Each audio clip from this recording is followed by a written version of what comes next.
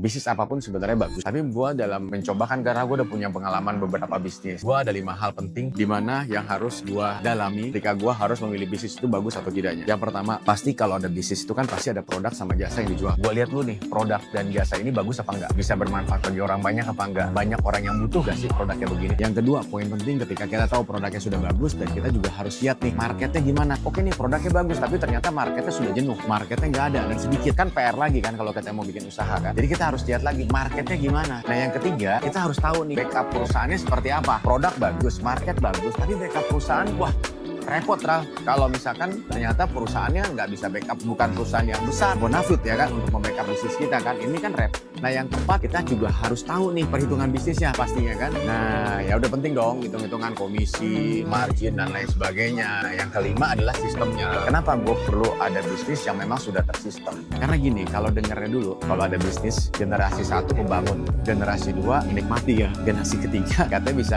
mohon maaf nih, katanya bisa menghancurkan gitu kan. Karena apa? Karena mungkin dari generasi 1 tidak tersistem. Terus yang kedua, mungkin market sudah berubah, teknologi, pasar segala macam sudah berubah, dan akhirnya apa? Generasi berikutnya tidak bisa menyesuaikan kan, dan akhirnya hilang begitu aja. Nah makanya kita perlu bisnis di mana bisnis ini sudah tersistem.